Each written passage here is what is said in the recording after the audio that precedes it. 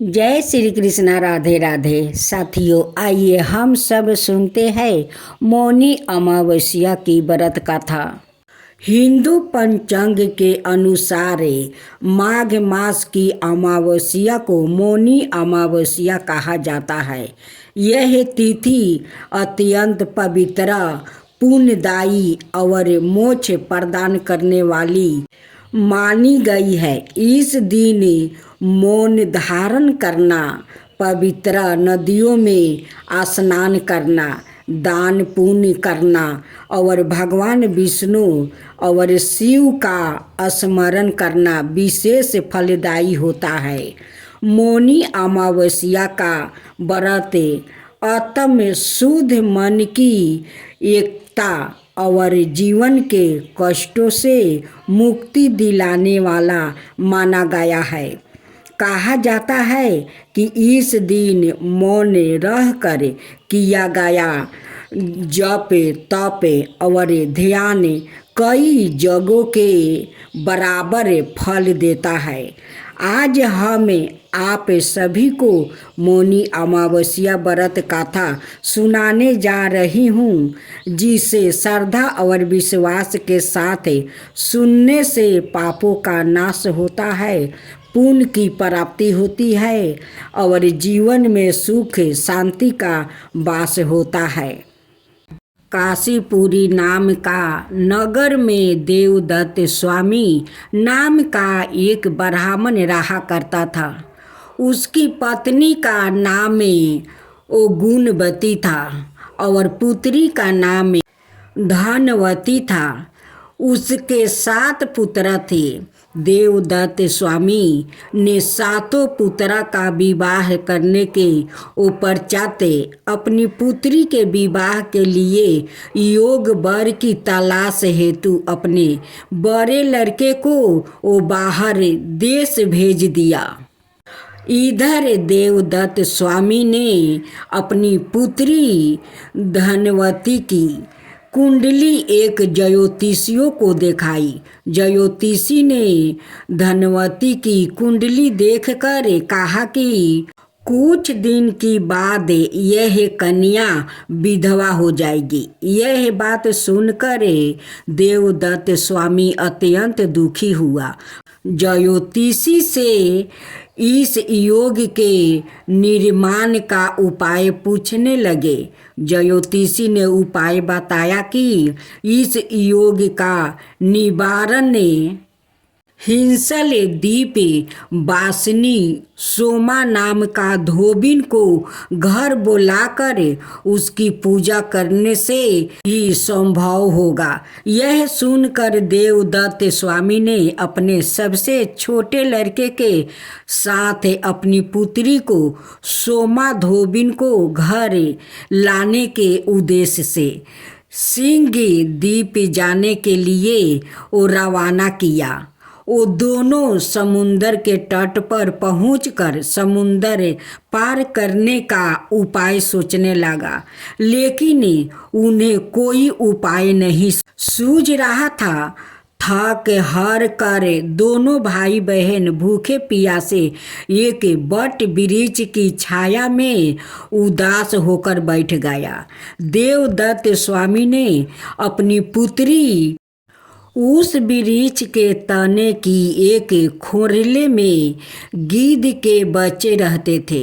वो दिन भर इन दोनों को परेशान होते हुए देख रहा था। शाम को बच्चे की माँ उनके लिए कुछ आहार लेकर आई और उन्हें खिलाने लगी, लेकिन गिद्ध के बच्चे ने कुछ नहीं खाया और अपनी माँ से कहा, इस वृक्ष के नीचे आज सुबह से ही 2 भूखे प्यासे प्राणी बैठे हैं। जब तक वो नहीं खाएगा हम लोग भी नहीं खाएंगे। बच्चे की बात सुनकर उनकी माँ गिद्धनी को दया आ गई। उसने दोनों प्राणियों को देखा और उनके पास जाकर कहा, आपकी इच्छा मैंने जान ली है, आप लोग भोजन करें। कल परात मैं आप लोग को समुंदर पार सोमा के घर पहुंचा दूंगी। गिदनी की बात सुनकर उन दोनों भाई बहन की चिंता कम हुई। दोनों को अत्यंत प्रसन्नता हुई। उन्होंने गिदनी को प्रणाम कर भोजन किया। परात होते होते गिदनी ने उन्हें सोमा के घर पहुंचा दिया। वो दोनों पास के ही जंगल में झोपड़ी बनाकर रहने लगा। उन्होंने अपनी सेवा से सोमा को प्रसन्न करने का वो निश्चय किया। वो प्रतिदिन सुबह अंधेरे में उठकर सोमा का घर झाड़ू कर लीप पोत दिया करते थे। सोमा को हर रोज इतने ढंग से अपना घर लीपा पोता और साफ सुथरा देखकर आश्चर्य होता था। एक दिन उसने अपनी बहुओं से इस बारे में पूछा तो उसकी बहुओं ने बताया कि हम लोग के अलावा और कौन यह काम करने वाला हमारा घर में आएगा।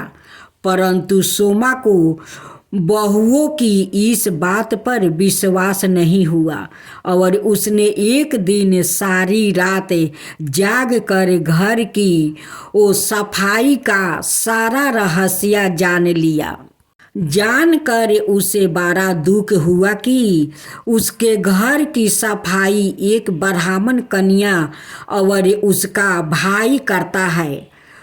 उसने इस तरह सेवा करने का कारण पूछने पर भाई ने सोमा को सारी बात बता दिया, जिसे सुनकर सोमा ने कहा, आज से तुम लोग यह काम करना छोड़ दो। मैं तुम लोग की साधना और सेवा से बहुत प्रसन्न हूँ और बेबस भी हूँ। अब तुम्हारी सेवा किए बिना मुझे विश्राम नहीं मिल सकता है। सोमा उनके आग्रह पर दोनों के साथ घर जाने को तैयार हो गई। प्रस्थान करते समय उसने अपनी बहुओं से कहा कि यदि मेरी अनुमति स्थिति में किसी की मृत्यु हो जाए तो उसके शरीर को नष्ट ना करना। क्षण भर बाद दोनों अतिथियों के साथ वह काशीपुरी पहुंच गई। दूसरे दिन गुणवती का विवाह संपन्न हुआ और शपथ पदी होते होते उसके पति की मृत्यु हो गई। सोमा ने अपने चिंतित पुण्य का फल गुणवती को दान कर उसके पति को जीवित कर दिया और उन्हें आशीर्वाद देकर वह सिंगल द्वीप के लिए रवाना हो गई। चिंतित पुनिया छीन होने से सोमा के पुत्र दामाद और पति की घर में मृत्यु हो गई। यह जानकर नायापुन चिंतित करने के उद्देश्य से वह रास्ते में एक जगह रुकी। नदी के तीर पर स्थित एक पीपल के वृक्ष की छाया में भगवान विष्णु का पूजन किया और पीपल के वृक्ष की 108 परिक्रमा की। इतना करना था कि सोमा के पुत्र दामाद और पति जीवित हो गए और उसका घर धन धनाय से भर गया। इस प्रकार निष्काम भाव से सेवा करने का उत्तम फल सोमा को प्राप्ति हुआ। अतः सभी को इस कथा से वो शिक्षा लेनी चाहिए और यही इस व्रत का लक्ष्य भी है। नवरात्रि में देवी दुर्गा के 9 रूप की पूजा की जाती है। देवी दुर्गा को माता पार्वती ही रूप में माना जाता है। ऐसा कहा जाता है कि क्रोध के कारण माता काली उत्पन्न हुई थी। इसी कारण उनका शरीर का रंग काला है। चलिए जानते हैं माँ काली का कैसे बनी महाकाली। पौराणिक काल में रक्त बीज नाम का एक असुर हुआ करता था। वो भगवान शिव का बहुत बड़ा भक्त था। उसने भगवान शिव की घोर तपस्या करके वरदान पाया था। उसे वरदान मिला था कि उसके रक्त की जितनी बूंद धरती पर गिरेगी उतना ही बलशाली असुर उत्पन्न हो जाएगा। भगवान शिव से वरदान मिलने के बाद वो ऋषि मुनियों पर अत्याचार करने लगा। फिर ऋषि मुनियों ने देवताओं से रक्षा करने की वो गुहार की। ऋषि मुनियों की रक्षा के लिए देवताओं ने रक्त बीज को युद्ध के लिए ललकारा। रक्त बीज भी युद्ध करने आ पहुंचा। युद्ध में रक्त बीज के शरीर से खून की गिरने वाली सभी बूंदें रक्त बीज के जैसे ही बलशाली असुर बन जाते। काफी समय तक युद्ध करने के बाद भी देवगण उसे युद्ध में वो मार नहीं पाए। अंत में देवताओं को रक्त बीज ने हरा दिया और देवलोक को अपने अधिकार में कर लिया। इसके बाद सभी देवता शिव जी के पास पहुँचे। सभी ने भगवान शिव से रक्षा करने की प्रार्थना की। उस समय देवी पार्वती भी शिव जी के साथ ही मौजूद थी। देवताओं की बातें सुनकर वो क्रोध से लाल हो गई। तब उनके शरीर से माता काली की उत्पत्ति हुई। फिर देवी काली रक्त बीज से युद्ध करने निकल पड़ी।